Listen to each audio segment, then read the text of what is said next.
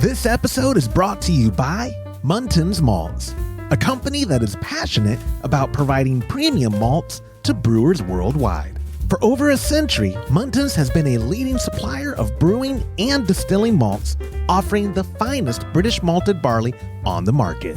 You can experience the difference Muntons offers by joining a recipe receiving tier of our Trub Club, because every kit that ships out now includes premium Muntons malt. You know, we've known the Muntons crew for a long time, and I can tell you, friend, you're going to love brewing with their grains. Ask your local supply shop to carry Muntons malts, or homebrewers can join our Trub Club at homebrewhappyhour.com/club. Be a part of the community and come brew with us. Thank you, Muntons, for supporting our efforts and homebrewers worldwide.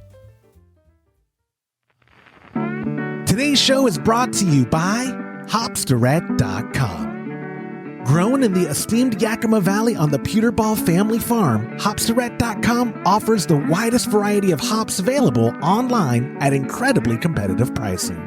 It's simple. They grow hops, they sell hops, and they ship hops straight from their family-owned farm to your doorstep. Producing the highest quality hops is Hopsdirect.com's passion, and they're proud to be an independent grower in the craft beer industry. Go to Hopsdirect.com right now and get what you need to make your brew day better. That's Hopsdirect.com. Today's show is brought to you by Imperial Yeast. You hear us gushing over Imperial Yeast all the time, and that's because their yeast performs for us in every batch that we brew. Imperial Yeast is adored by commercial breweries and home brewers alike. Their pitch-right pouches are jam-packed with over 200 billion fresh yeast cells, guaranteed to deliver flawless, fast fermentations every time. Imperial Yeast strains are grown by a team of pro brewers and home brewers who live to help other brewers learn more and ferment better. Join any recipe receiving tier of our Trub Club and get a free upgrade to premium Imperial Yeast with every recipe kit that ships out to you. Learn more at homebrewhappyhour.com/club and come brew with us.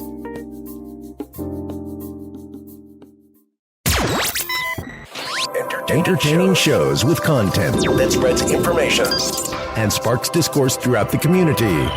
This is the Pearl Media Network. We're at HomebrewCon 2023, and this is an interview with Nick Piper from Muntons. This is Homebrew Happy Hour, episode 336.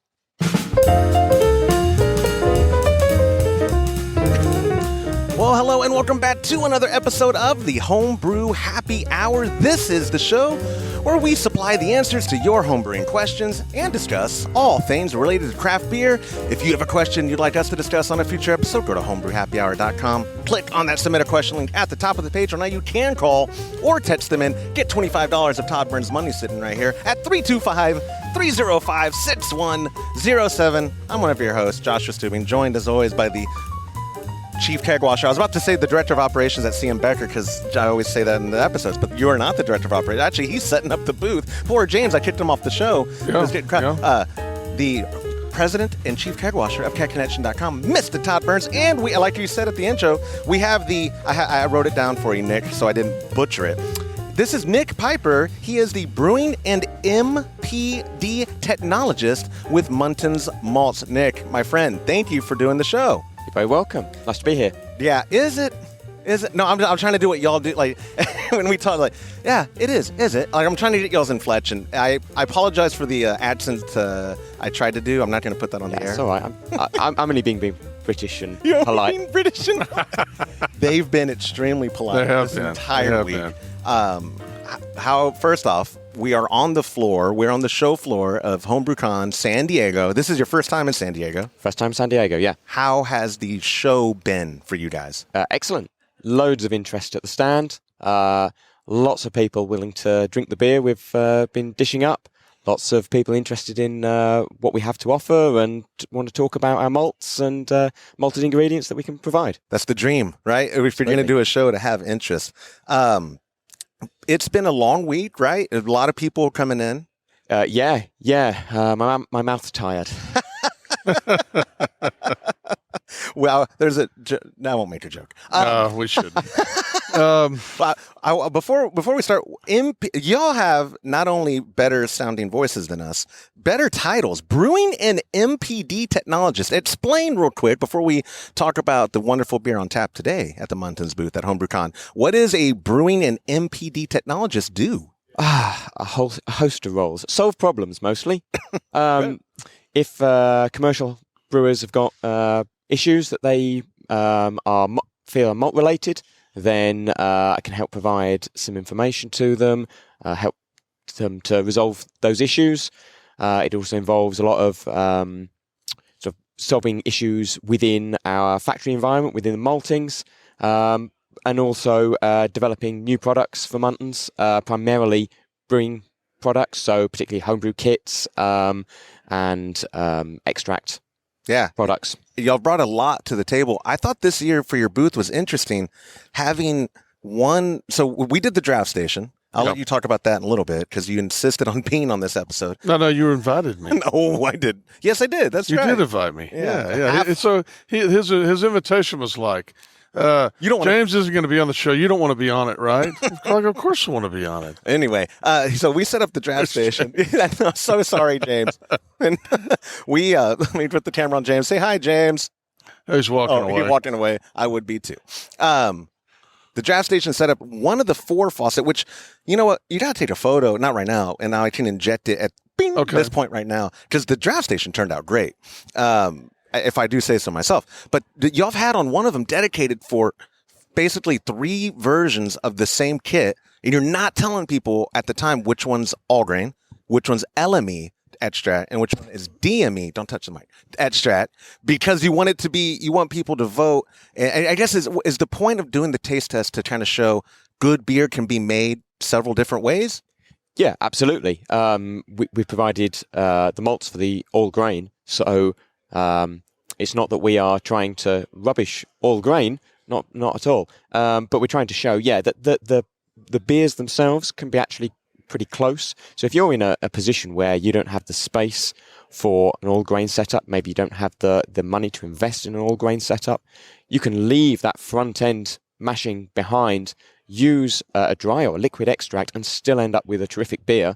And our taste test is set up to allow people to come along, taste all 3 versions of the same recipe, and vote for the one that they like the best. We're not asking pick out all grain. We're just saying blind tasting, which one do you prefer? And the results have been really interesting. So on the first day, the DME beer actually came out top. Yesterday, it was the all grain. So we're not trying to push the extracts as being and they were superior. Close too, right? Yeah, really difficult to pick out. Yeah. James, who always says, I can always tell an all-grain recipe. He does, yeah. He actually, on the blind taste test, I think LME. He picked LME, you picked DME, and I picked the all-grain. Yeah. And today is on tap is our Belma for the taste testing. We did a Belma APA, which is what's being sent out for Chub Club members. Let me do my infomercial real quick. Patreon.com/Homebrew Happy Hour. Join at a recipe-receiving tier. Get the delicious Belma APA, American Pale Ale.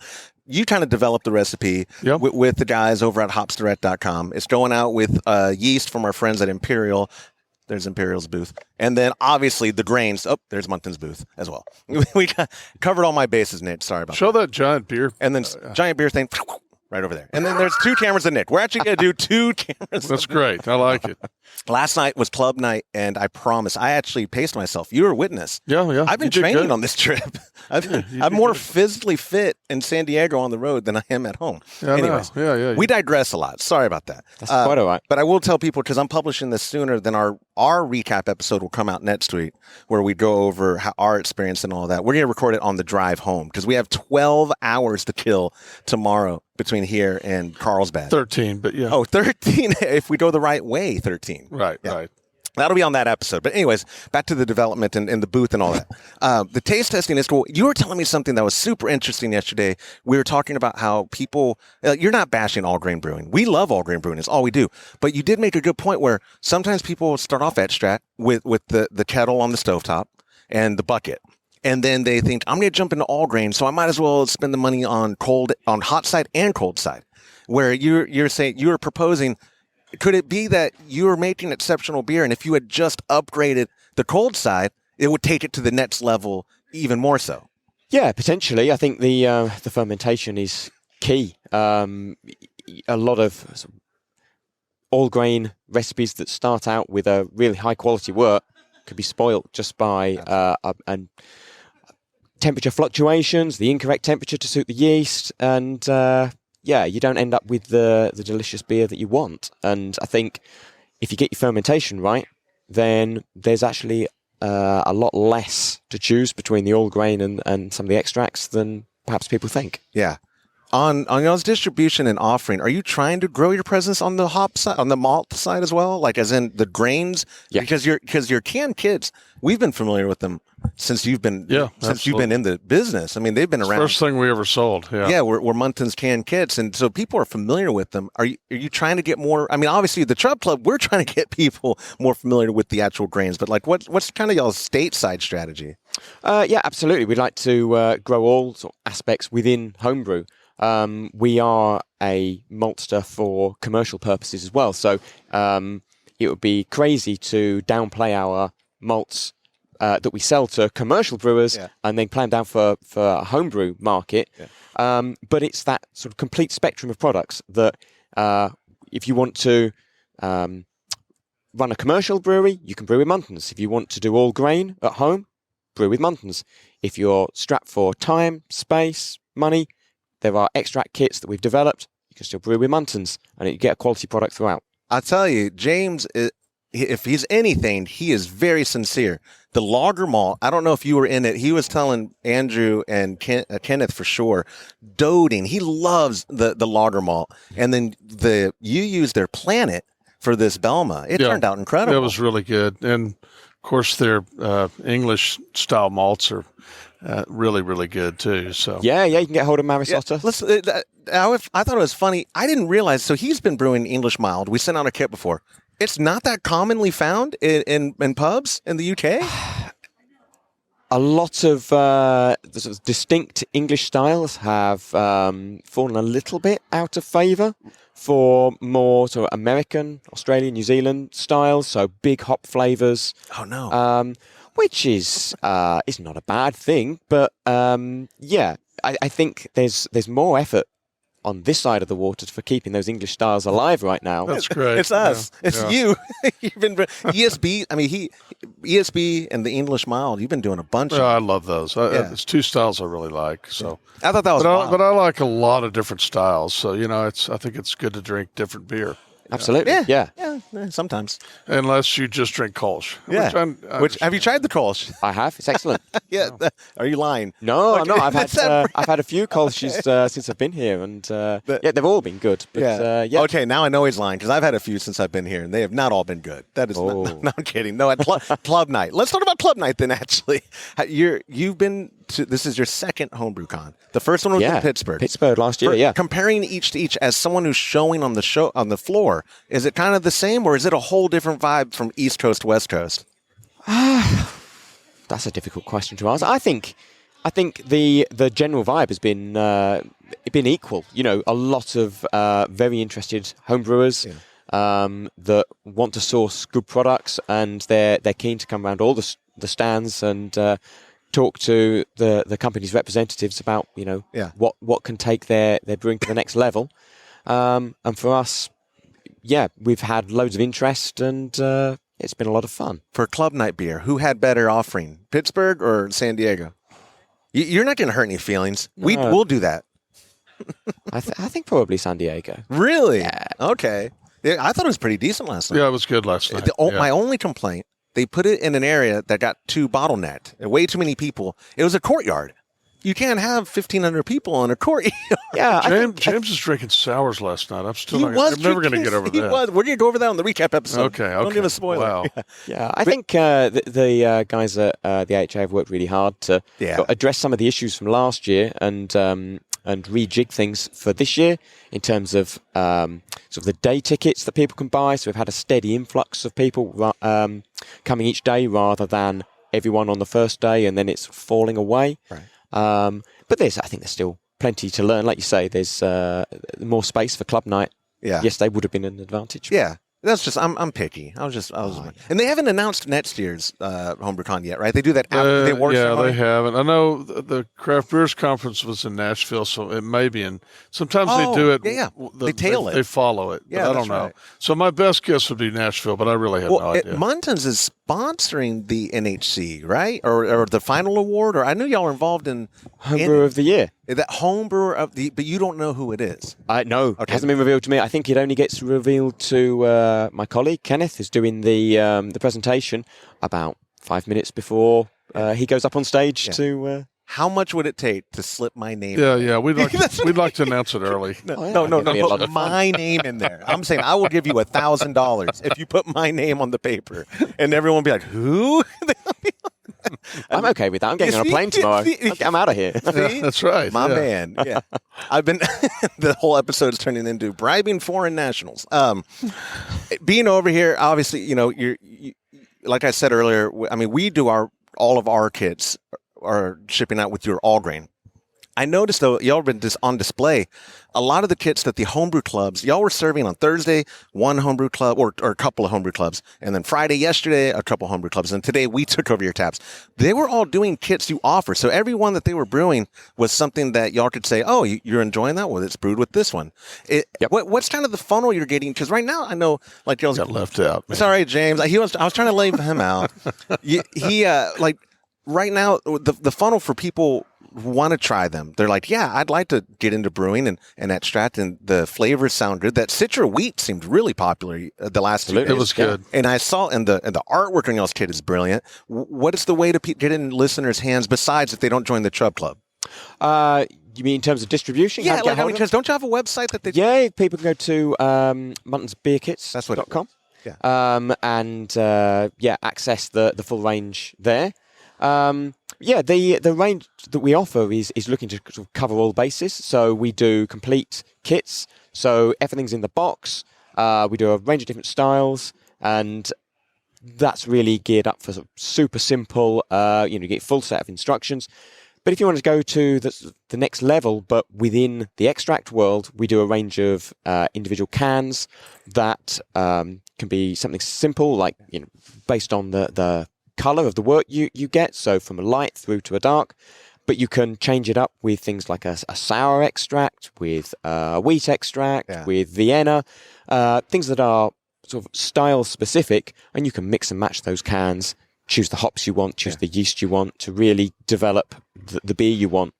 Yeah, it's been incredible. You somehow, I learned this morning, said we're doing a sour mash extract. You agreed to it last night. I wasn't drinking that heavy. I don't believe I was listening, maybe. You probably weren't listening because you didn't hear that we were supposed to meet at 9:30 either. We weren't supposed to meet at 9:30. That's a lie. We weren't supposed to meet at 9:30. He totally blew you off. I was wrestling. It's not weird, guys. Anyway, no, I did I want to go back to the kits, the artwork. Like y'all seem, since we've last talked to y'all, and we haven't had anyone from Muntons on in quite a while. Probably since before COVID. It's in the before time, long ago. It seems like y'all put a lot of emphasis in marketing in the aesthetics. Like, do you find people, like, because the average, like, maybe mom or dad looking to buy a present for someone is they go to the store, on the shelf is some Mr. Beer kit, and like, grandpa would love to brew a beer, and they grab it, and it's not really a premium type of ingredient. So then they think, extract is just terrible. You can't make good beer with extract. Are you putting the emphasis or the effort into the aesthetics to get their attention, get the kit, and then they're now exposed to premium ingredients? Yeah, I think it's about hitting a number of bases in terms of, trying to convey exactly what the kit is about. So it's really clear to the consumer what beer you're going to end up with. We tried to make it premium. So, we know that it's a high quality product inside the box, but we've got to convey that. And we've also got a strong message around sustainability. Yeah. So we purposely enclose all the ingredients in recyclable materials. So we package our liquid malt extract in cans that can be fully recycled.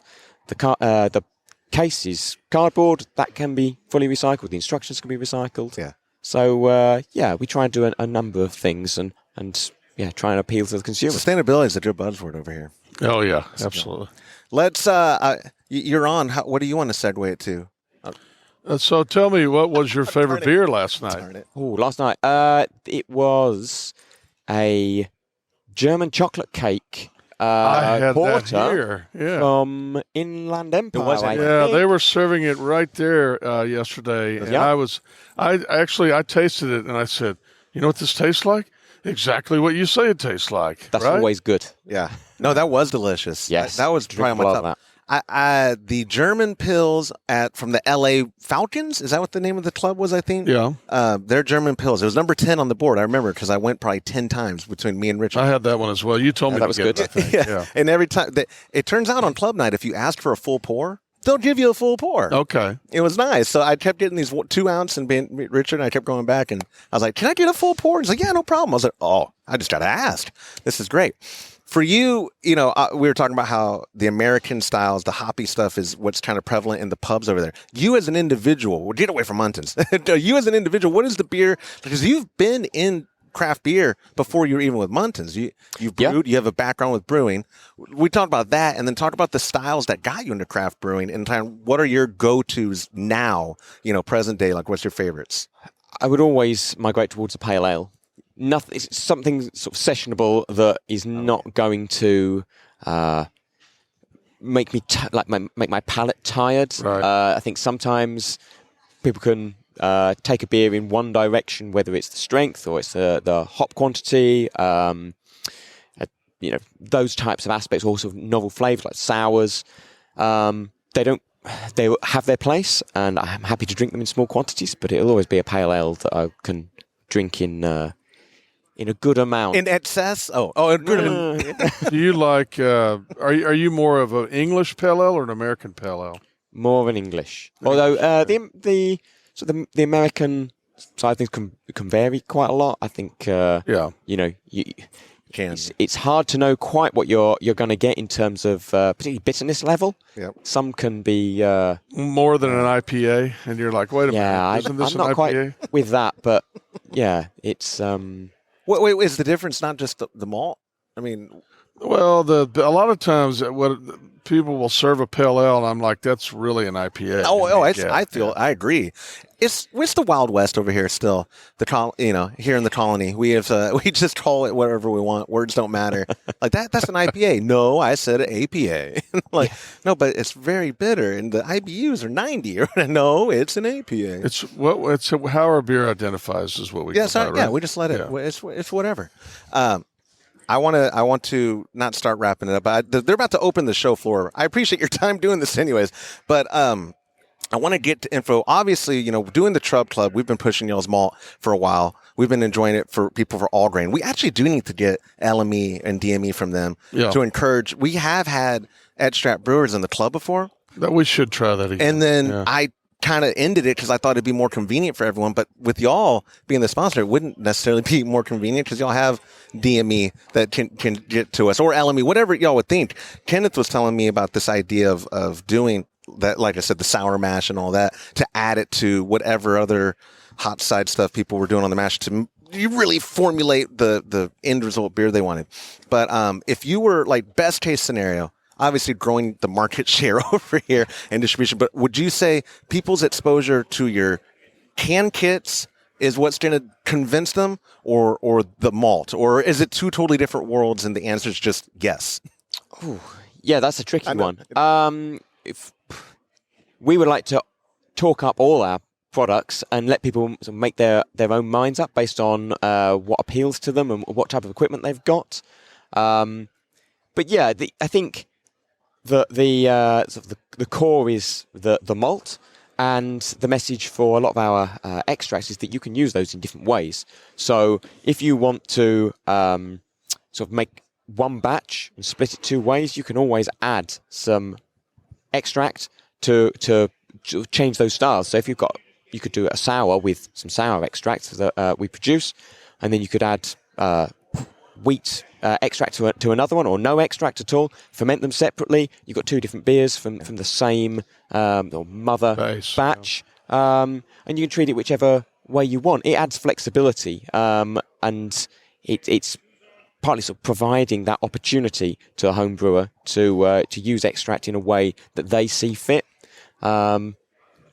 It's not prescriptive like homebrew kits typically are. It's not a case of, here are some instructions, here are some ingredients, you make the same beer each time. Right. We've been trying our darndest because we believe in the malt to get the exposure. And I know behind the scenes stuff to try to get people carrying it. But I really do think when people get the product in their hand, that's what makes the difference. And like whether it is extract, not trying to beat a dead horse, but I think using premium extract makes a bigger difference than using basic extract and just deciding, it's that traditional, like how Jim would say. Being fresh helps a lot. Being fresh, well, that is probably the biggest problem on the States is those sit on the shelf for forever, at a Spencer's Gifts or whatever, the Mr. Beer, and they just think, all extracts taste like this. So keeping things fresh and whatnot. I have to ask before we let you go. I go on Instagram to tag y'all. There's like 9 Muntons accounts. Is the one for this specifically the Muntons Homebrew one? Yeah, it would be. It would be. But yeah, we can, any of those are worth following. Yeah, okay. Yeah, I was going to say, if you go on Instagram.com and just do @Muntons and follow them all. I was trying to, throughout the show, I was like, I got to tag them. Oh, no. Which one do I tag? There's a bunch, which I guess is a good thing because you have a bunch of divisions and whatnot. Yeah, but I think it's also important not to recognize that it's one company and, that our homebrew offerings do not stop at extract. Our beer offerings do not stop at homebrew. Absolutely. They just opened the show floor. I'm going to wrap this up. I appreciate your time so much, my friend. Last thing? I would love that. I'd just like to say a massive thank you to Quaff and Inland Empire, 2 local homebrew clubs to this region. They supplied the beers for our stand on Thursday and Friday, and yourselves for today. Oh, yeah.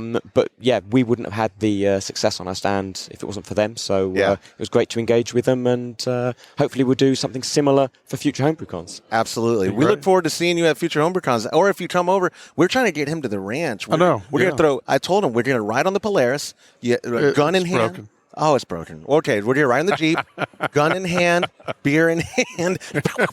We're giving we're giving you a cowboy hat too. Anyways, Nick, thank you for your time, guys. Sorry it was a shorter episode, but I didn't do my job this week. But we're gonna have more content coming down this week. A recap episode on the drive home. We're gonna have a lot going on, and Trub Club recipe kits will be shipping out this week too. Obviously featuring Muntons Malts and all that good stuff. So, Nick, thank you so much for your time, my friend, boss man. Y'all can go back to the enjoyed it. Thank you very much. Appreciate y'all. And that will do it for this episode of the Homebrew Happy Hour. If you have a question you'd like to discuss on a future episode, go to homebrewhappyhour.com and click on that submit a question link at the top of the page.